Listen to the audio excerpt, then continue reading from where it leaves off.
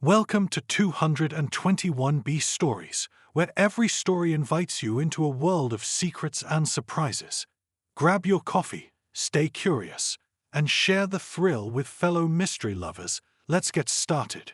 Sherlock Holmes and the Whispers of the Hollow House. Chapter 1. The morning air hung thick with the lingering fog of London as I sat across from Holmes, sipping my tea. It was then that the post arrived. An envelope unlike the usual, aged parchment, sealed with crimson wax embossed with a crest neither of us recognized. Holmes's sharp eyes flickered with intrigue as he slit the seal with a practiced hand. The contents revealed an invitation, though its tone was anything but welcoming. Urgent, it read. A matter most peculiar awaits at Hollow House. Whispers haunt the halls, and Lord Ashcroft has vanished under impossible circumstances. Your presence is desperately sought. No name signed beneath, just the cryptic note and an address in Sussex. Holmes leaned back, the letter held between his slender fingers. Whispers, Watson, and a disappearance from a locked room, no less. This demands our attention. I found myself shivering, less from the chill, and more from an unease I couldn't quite place. Hollow House, the very name conjured images of crumbling stone, darkened halls, and something amiss. By noon, we were aboard the train, the rhythmic clatter of wheels against track a backdrop to Holmes's contemplative silence. Our arrival at the estate was met with a biting wind and a sky bruised with clouds. Hollow House stood before us, a looming specter of a structure, its once grand facade surrendered to ivy and neglect. The front door creaked open before we could knock, revealing a woman whose face bore the lines of worry more than age. Mrs. Denham, she introduced herself, voice hushed as though speaking louder might awaken some slumbering dread within the walls. Best you tread carefully. This house, it listens. Holmes offered a brief nod. The missing Lord Ashcroft. Her eyes darted to the shadowed corridor behind her. Gone, sir. Locked in his study, doors bolted from the inside. And those voices, they start at night, as if the walls themselves remember things best forgotten. We were ushered into a drawing room heavy with the scent of extinguished fires and old secrets. Lady Eleanor Ashcroft awaited us, her posture upright, but eyes rimmed red. My husband, she began, voice barely holding its composure. He had been on edge. Spoke of betrayal, though refused to say from whom. 3 nights passed, he retired to his study. By morning, he was gone. No forced entry, no shattered windows, just gone. And those infernal whispers, they haven't stopped. Holmes pressed, these whispers, do you hear words, or are they merely sounds? Her gaze drifted toward the ceiling. They speak, Mr. Holmes, strange things, warnings, threats. Sometimes they call my name. Tell me, have I lost my mind, or has something wicked found its way into my home? Holmes's eyes glinted, not with amusement, but with a fervor that only the inexplicable could ignite. Hollow House holds its secrets well, Lady Ashcroft, but secrets have a way of speaking to those who listen, and rest assured I intend to hear everything it has to say. As night crept across the estate, I couldn't shake the sensation of unseen eyes trailing our every step, and somewhere, beyond the corridors and shuttered windows, faint as a breath, there it was. The first whisper. Neither word nor sound, but something in between. And in that instant, I wondered if Mrs. Denham's warning was not merely superstition, but a truth far more unsettling. Before moving to the next chapter, let us know where you are watching from, and if you love stories like this, subscribe to the channel, because tomorrow we have another incredible story waiting for you. Chapter 2. The drawing room's oppressive stillness clung to us like the heavy velvet drapes lining the walls.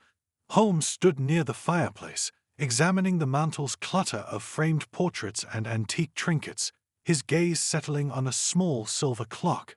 It struck 7, its chime reverberating through the room, echoing strangely in the vast hallways beyond. Lady Ashcroft, seated across from me, fidgeted with a handkerchief embroidered with the Ashcroft family crest, a tree split down the middle by a bolt of lightning. "He locked himself in that study," she murmured, voice breaking the silence, said he needed to sort through some unpleasant matters. By morning, the door was still bolted from the inside. We had to break it down, but he was gone. Her hands tightened into fists. Gone. Holmes turned from the mantel, and the window. Locked, latch intact, no sign of tampering. He nodded thoughtfully and gestured. "Show me the study." The corridor to Lord Ashcroft's study was narrow, lined with oil paintings whose subjects seemed to glower down at us. The floorboards creaked beneath our steps, their groans echoing off the paneled walls. Mrs. Denham, trailing behind, whispered, "It's the house, sir. It remembers things. Holds on to them." Holmes glanced back, arching a brow, but said nothing. Inside the study, the air was stale with disuse, as if time itself had paused. Books lay scattered across the floor, papers disheveled on the mahogany desk. An untouched glass of brandy sat beside an extinguished lamp. Holmes's eyes darted, taking in every detail: the scuffed carpet, the toppled chair, the faint indentation in the cushion where someone had sat recently. He knelt beside the window, running a finger along the latch. No scratches, no force. His gaze drifted upward, examining the ceiling. Curious. He moved to the fireplace, peering into the soot-blackened grate. Pulling a small blade from his pocket, he scraped at the edges, revealing a faintly metallic glint. "Painted over," he muttered. Someone concealed this. With a deft flick, a loose brick slid free, revealing a small compartment within. Nestled inside was a folded note, yellowed with age. Holmes unfolded it, eyes narrowing as he read aloud. "The hollow speaks when the hour strikes thrice." Watson's brow furrowed. What could that mean? Holmes tapped the note thoughtfully. A clue or a warning? "Lady Ashcroft, was your husband prone to riddles?" "He was fond of puzzles, yes," she said. "But this feels different." Victor Blackwell, the estate manager, entered then, his face stern, lips pressed thin. "Begging your pardon, sir, but perhaps you're looking too hard." Lord Ashcroft's debts were mounting. He talked of leaving, disappearing before the creditors could close in. Holmes's gaze sharpened. "And you, Mr. Blackwell, would benefit from his absence." Blackwell bristled. "I've served this family faithfully for 20 years. Faithfulness does not preclude motive," Holmes replied evenly. Watson shifted uncomfortably. "If Ashcroft fled, how do you explain the locked room?" The whispers. Mrs. Denham crossed herself. "The house knows, sir. It knows." Holmes's lips quirked in what might have been a smile. "Houses do not speak, Mrs. Denham. People do, and people leave traces." That night, Holmes and I took lodging in the estate's guest rooms. The wind howled beyond the shuttered windows, rattling the panes like a distant drumbeat. Around midnight, I found myself unable to sleep, the shadows in the corners seeming to stretch and twist. Then, faint as a sigh, there it was, a whisper. My name. Heart pounding, I sat upright, straining to listen. Silence. Then again, softer.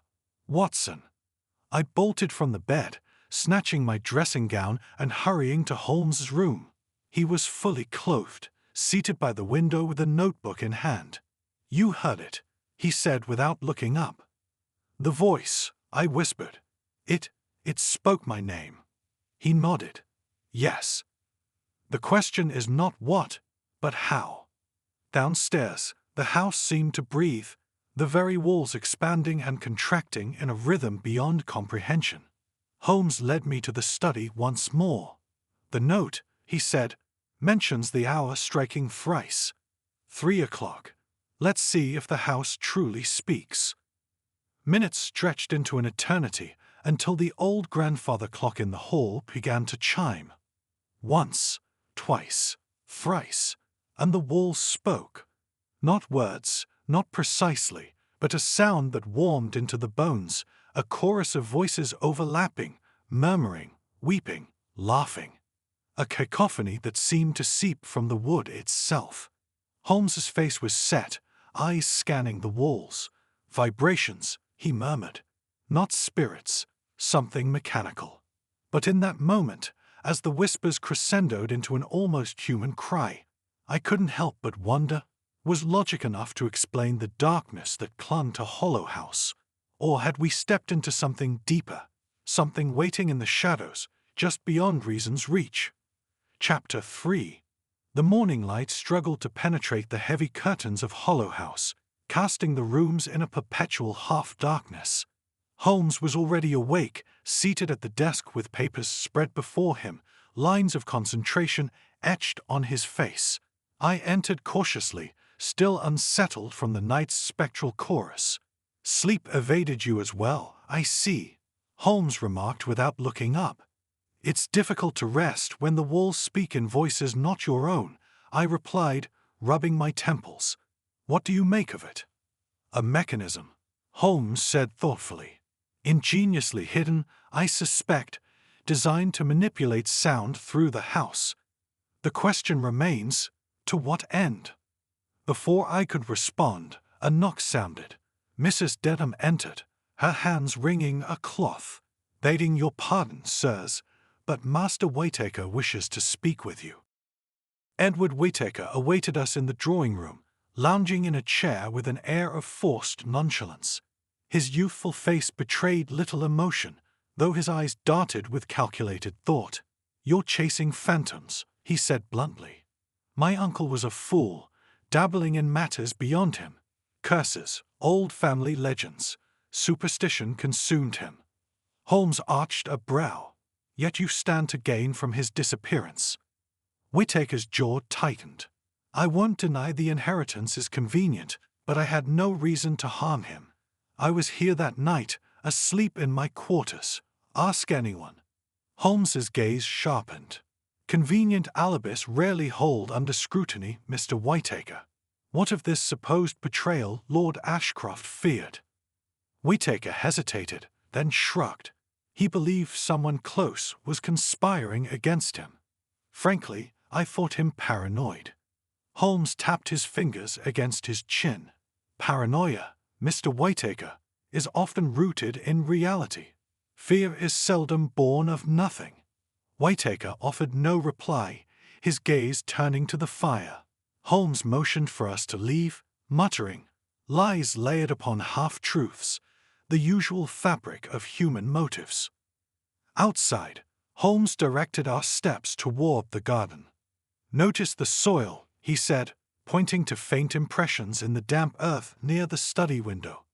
"Footprints, not recent, but fresh enough to have been from the night of Lord Ashcroft's disappearance." "But the window was locked," I protested. "Indeed, which suggests the footprints were left intentionally, to mislead." We followed the prints to a stone path leading to the servants' quarters, where Victor Blackwell emerged, wiping dirt-stained hands on his trousers. His face hardened upon seeing us. "What now, Mr. Holmes?" Holmes's gaze was unwavering. "Your financial records reveal discrepancies. Care to explain?" Blackwell's lips pressed into a thin line.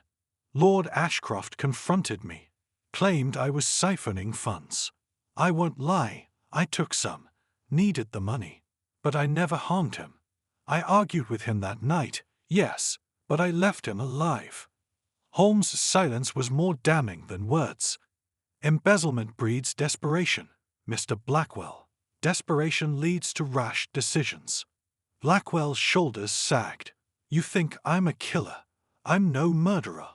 Holmes didn't respond immediately, his gaze drifting to a set of worn steps leading to the basement. Without a word, he descended.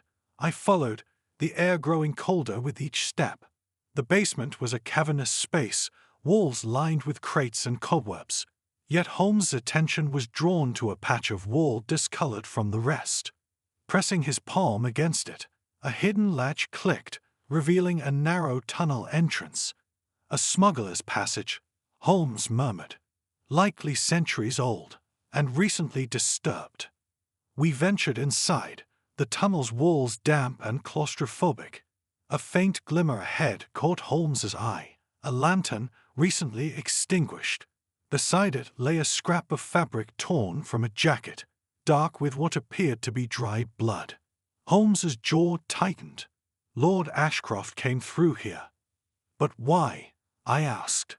Why hide beneath his own estate? To expose something or someone, Holmes replied. Yet he found more than he sought. We pressed on until the tunnel branched. Holmes crouched, studying footprints diverging in both directions. "One set leads to the estate grounds," he noted. "The other, toward the chapel ruins." Opting for the latter, we emerged into the decayed remains of a chapel, its stones blackened with age. There, beneath the collapsed beam, lay an object half buried in debris, a pocket watch, its face shattered, hands frozen at 3 o'clock. Holmes retrieved it, eyes narrowing. "Ashcroft's watch," he said. Broken at the hour, the whispers began. The weight of the discovery settled between us. Lord Ashcroft had ventured into these tunnels with purpose, yet whether he fled something or someone remained uncertain. Holmes pocketed the watch. "The hour strikes thrice," he murmured. "Not just a clue, Watson, a warning." Darkness gathered as we returned to the house. The corridor seemed narrower, the shadows deeper. And somewhere in the distance, faint but unmistakable, the whispers began anew. Chapter 4. The air in Hollow House grew colder with each passing hour, as if the walls themselves were drawing in, suffocating those within. Holmes's discovery of the tunnels beneath the estate weighed heavily on us both, yet the mystery of Lord Ashcroft's disappearance remained a web of contradictions. Every clue seemed to unravel into further confusion. That afternoon, Holmes requested Lady Ashcroft gather all residents of the estate in the drawing-room, the air thick with tension as footsteps echoed on the creaking floorboards. Cecilia Moore arrived first, her face pale but composed. Edward Whittaker lounged against the fireplace, arms crossed with calculated nonchalance. Victor Blackwell stood stiffly near the door, jaw clenched in irritation. Mrs. Denham hovered near the back, eyes darting with suspicion and fear. Lady Ashcroft sat nearest Holmes, her gaze flickering between desperation and dread. Holmes rose, his figure commanding the room's attention. "Ladies and gentlemen," he began, "I have reason to believe that Lord Ashcroft's disappearance is no accident. The supposed haunting, the whispers, deliberate contrivances designed to conceal a far graver truth." His gaze settled on Cecilia Moore. "Miss Moore, you are aware of the acoustics beneath the estate, are you not?" Cecilia's eyes widened. I don't understand." "Oh, I think you do," Holmes countered. "The whispers, their source is mechanical. The tunnels beneath Hollow House, once used for smuggling, carry sound with remarkable efficiency. Yet someone manipulated this system to produce those eerie voices, intended to terrify and disorient." Cecilia's composure cracked. "I didn't. I was forced," she blurted.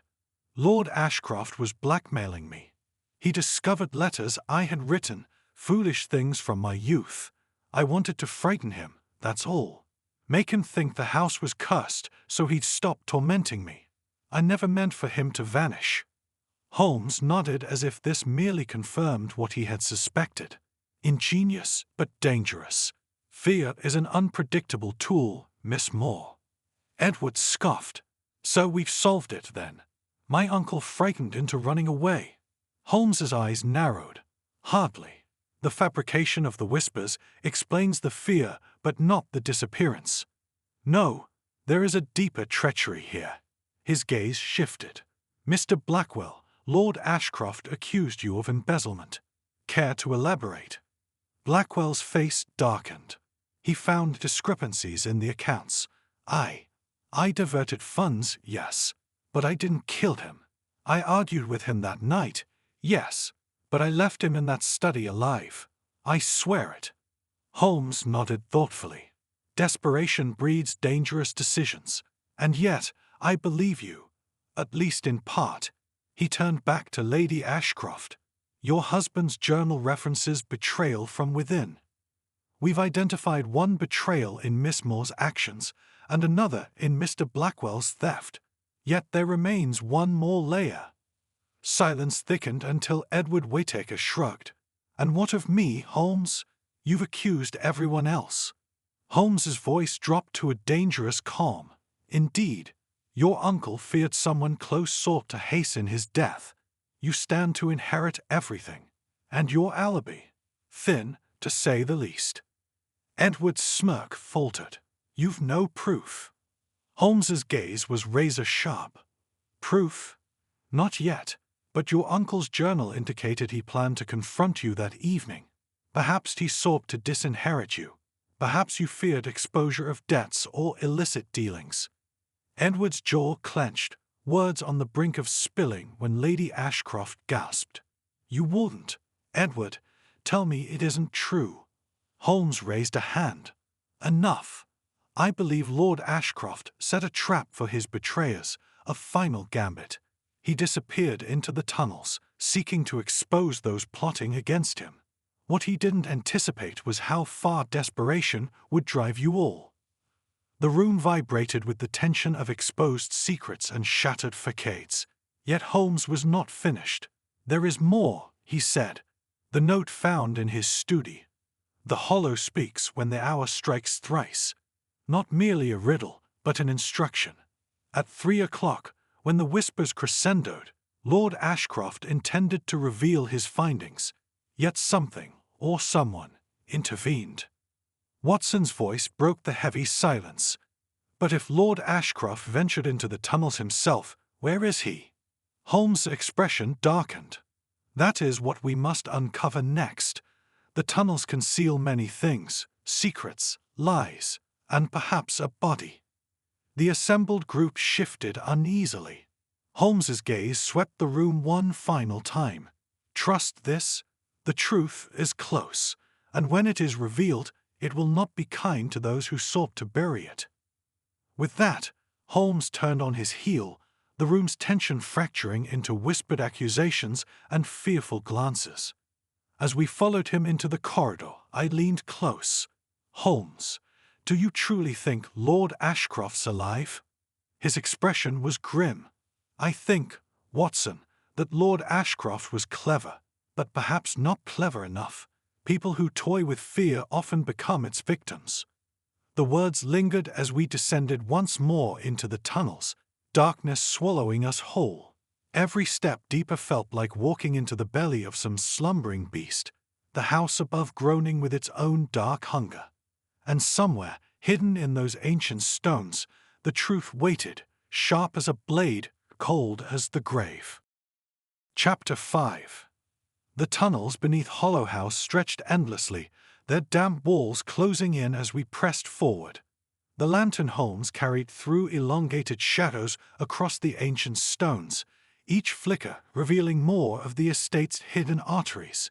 The air grew colder, saturated with the musk of age and decay. Every step echoed, yet it was impossible to tell if the sound was ours or something else moving in the darkness beyond. Holmes paused abruptly, his gaze sweeping the ground. His fingers traced the earth, noting impressions only his sharp eyes could decipher. Footprints, he murmured. 2 sets. One heavier, leading deeper into the passage.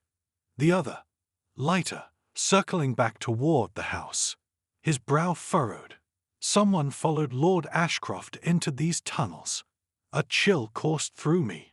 And likely ensured he never left, I whispered. Holmes's jaw tightened. We'll know soon enough. He straightened, motioning for me to stay close.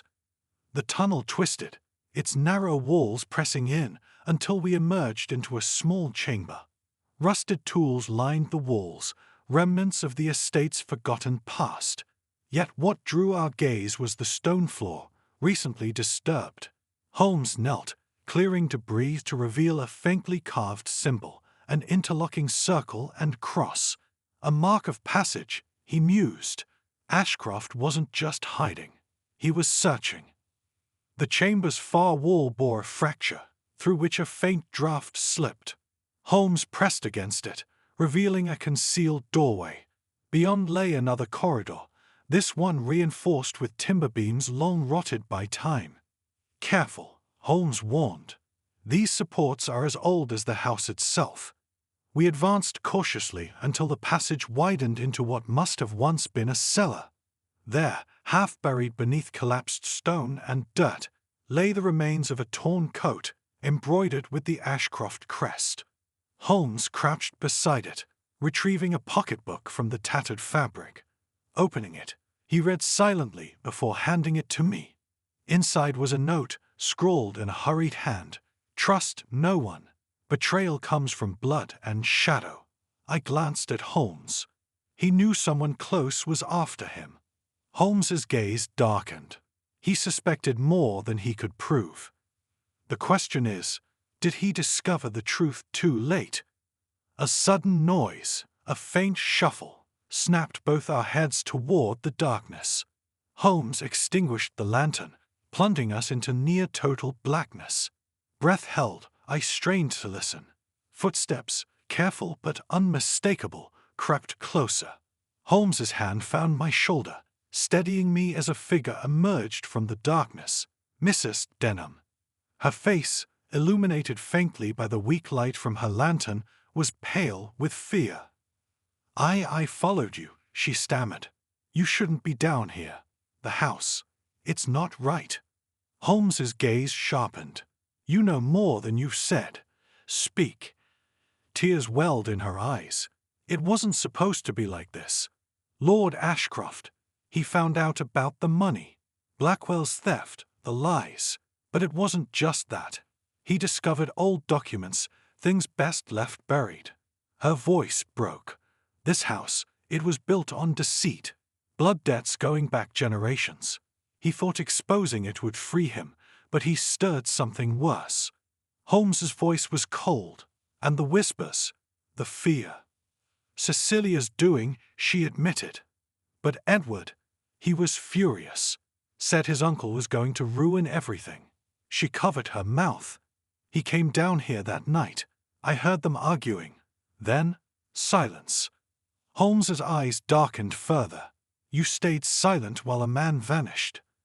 "I was scared," she cried. "Scared of what would happen if I spoke."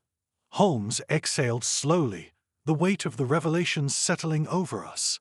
"Fear," he murmured. "A powerful motivator, and a dangerous one." We pressed on, Mrs. Denham trailing behind. The tunnel narrowed until we reached an iron gate, rusted but still sturdy.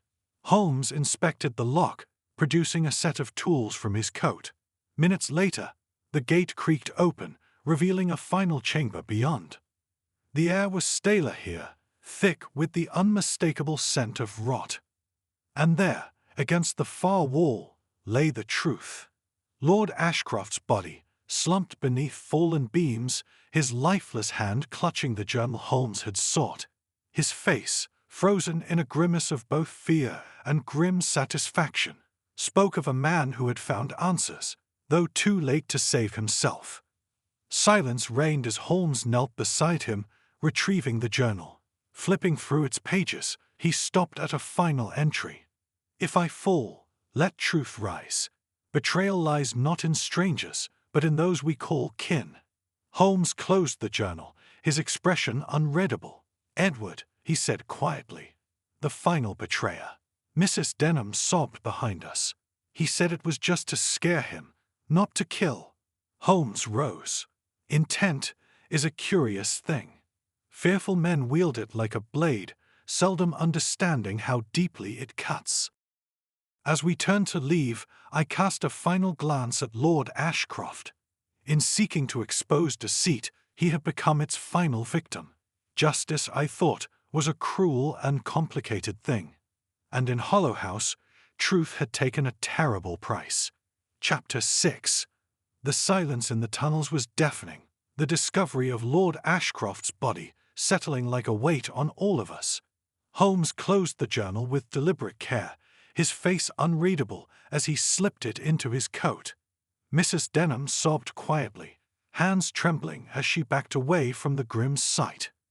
"I never wanted this," she whispered, voice breaking. "None of us thought it would end like this." Holmes's gaze remained fixed on the corpse. Fear and greed often carry consequences far beyond what those wielding them anticipate, he said coldly. Lord Ashcroft played a dangerous game, one that cost him his life. I swallowed, the air thick with decay. He thought exposing the truth would save him, I murmured, but it only ensnared him further. Holmes turned sharply. He wasn't just exposing financial deceit, Watson. This was something deeper, rooted in blood. Generations of secrets rarely stay buried, and when unearthed, they demand a price. His gaze shifted to Mrs. Denham. "You said Edward came down here that night." She nodded, wiping at her eyes. "I heard them argue. Lord Ashcroft accused him of plotting to take everything, of conspiring with Blackwell and Cecilia. Edward denied it at first, but then he said it didn't matter, that soon the estate would be his anyway." Her voice cracked. "I left before it turned violent. I didn't think Edward would." Holmes's expression hardened. Intentional or not, his actions led to this. He glanced at me. "Come, Watson, we must confront Mr. Whittaker before he finds reason to flee." We navigated back through the labyrinthine tunnels, every step echoing like a drumbeat of inevitability. Emerging into the dim light of the basement, we ascended the narrow staircase to the main house. The atmosphere above was suffocating. Every shadow stretched longer, every creak of the old floorboards louder. In the drawing room, Edward Whittaker stood by the window, gaze distant, as if watching for something beyond the mist-shrouded grounds. Holmes entered without preamble. "Lord Ashcroft is dead," he said flatly. Edward stiffened, but did not turn. I assumed as much. Assumption or foreknowledge. Holmes's voice was razor-sharp. "You argued with him that night. He confronted you with evidence of your schemes. You followed him into the tunnels. Why not finish the job outright?" Edward's jaw clenched. "You think I killed him?" "I think," Holmes replied coolly, "that you engineered the conditions for his demise. The fear you helped instill, the pressure you applied, it drove him underground, both literally and figuratively. Perhaps you didn't lay a hand on him, but you ensured he was cornered." Edward finally turned, anger flashing in his eyes. He was going to ruin me. Strip the inheritance, expose debts I had no means to repay. What was I supposed to do? Stand by while he destroyed everything? Holmes's gaze never wavered. "So you manipulated circumstances, ensuring he'd retreat into the tunnels alone, believing the whispers, the betrayals, would drive him to madness. And when the ceiling collapsed, you let the stones do what you wouldn't." Edward's face twisted, part fury, part guilt. "I didn't push those beams," he spat. "I didn't plan for him to die. But you ensured he'd be isolated." Holmes shot back. "Trapped by his own paranoia, a paranoia you fed." He paused, voice softening just enough to twist the blade. "Intent may not have been murder, but negligence born of greed is no less damning." Lady Ashcroft entered then, her face pale. "Edward, is it true?" Her voice was a fragile thing, barely above a whisper. Edward's bravado crumbled. I just wanted him to back down," he stammered. "He was tearing the family apart. Everything was falling to pieces. Debts, creditors, what was left for me?" Holmes stepped back. "What remains, Mr. Whittaker, is the aftermath of your choices." Silence stretched, heavy and unrelenting. Finally, Edward collapsed into a chair, head in his hands. "I never wanted this," he murmured. "I just wanted peace." Holmes's gaze was cool. Peace forged through lies rarely lasts. Outside, the estate seemed to groan beneath its weight of history and guilt. Mrs. Denham stood by the doorway, wringing her apron. "What happens now?" she asked, voice small. Holmes glanced at her. "The law will decide Mr. Whittaker's fate. As for the rest, some truths are better left buried, but when they claw their way to the surface, they demand reckoning." We left Edward there, hollow and broken, the house seeming to close in around him. As we stepped into the misty evening air, I exhaled, tension bleeding from my shoulders. "Justice served?" I asked quietly. Holmes's gaze drifted toward the estate. "Justice," he said, "is a complicated thing, Watson. Lord Ashcroft sought to expose betrayal, but became its victim. Edward thought to protect his future, but destroyed it in the process. In the end, everyone loses something." The wind howled through the trees, carrying with it the faintest echo, a whisper that may have been the wind, or something else entirely. Chapter 7. The somber weight of the case hung over us as we stood on the front steps of Hollow House. The estate, once proud and imposing, seemed to sag beneath the burden of exposed lies and crumbling legacies. Holmes remained still, his gaze fixed on the fog-laden grounds, the faint sounds of Hollow House settling behind us like a restless sleeper turning in bed. We had barely taken a few steps when Lady Ashcroft emerged from the doorway. Her face, lined with grief and confusion, carried the exhaustion of someone whose world had been irrevocably altered. "Mr. Holmes," she called softly, "what am I to make of all this? My husband dead, my nephew accused. Was any of it necessary?" Holmes turned to face her, his expression thoughtful but unsparing. "Your husband was a man ensnared by his own demons, Lady Ashcroft. His desire for truth blinded him to the dangers of manipulating fear. Edward's ambition, Mrs. Denham's fear, Miss Moore's desperation. They were embers Lord Ashcroft fanned until the fire consumed him." His voice softened. "Some truths illuminate. Others, when dragged from the darkness, bring nothing but ruin." Lady Ashcroft's lips pressed into a thin line. "He thought uncovering the family's sins would free us from them." "Some chains," Holmes murmured, "grow tighter the more you struggle." As she turned away, shoulders heavy with the weight of decisions too late undone, Holmes gestured for us to continue. We crossed the gravel path toward the gate, the fog thickening as the estate loomed behind us like a fading spectre. I broke the silence. "It's unsettling, Holmes. Ashcroft orchestrated a plan to expose deceit, but fell victim to the very fears he sought to wield. Edward wanted to secure his future and destroyed it, everyone chasing their desires, and look at the cost." Holmes nodded slowly. "Human nature is a curious contradiction, Watson. We seek truth, yet fear what it reveals. We crave security, yet risk everything to grasp at fleeting power. Hollow House is not unique, merely a mirror reflecting those contradictions." We paused as the carriage awaited us. Holmes, however, lingered, eyes still fixed on the mist-shrouded mansion. "Do you hear it, Watson?" he asked suddenly. I strained to listen. The wind rustled through the trees, leaves whispering against one another like secrets never meant to reach human ears. A faint creak echoed from the house, like the settling bones of something ancient and weary.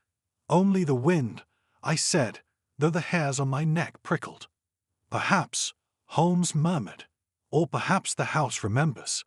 Places like this, they absorb what transpires within their walls: betrayal, fear, greed, emotions that linger far longer than the people who birthed them."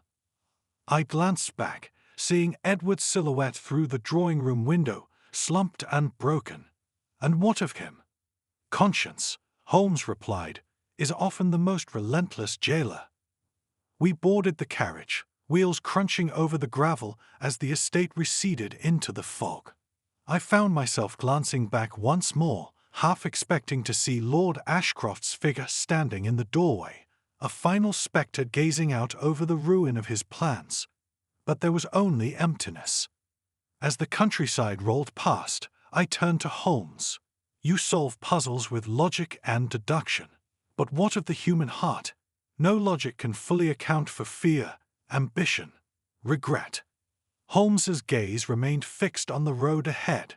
No, which is why logic must prevail where emotions cloud judgment. Yet, his voice trailed, then he added quietly, "The heart has a way of shaping events beyond reason's reach." The journey continued in silence. The fog thickened, the world beyond the carriage little more than shifting shadows and fleeting shapes. And somewhere far behind us, Hollow House stood, its secrets unearthed, its whispers fading into memory. But as the wind howled through the trees and the night stretched onward, I could not help but feel that some stories, no matter how resolved, never truly end.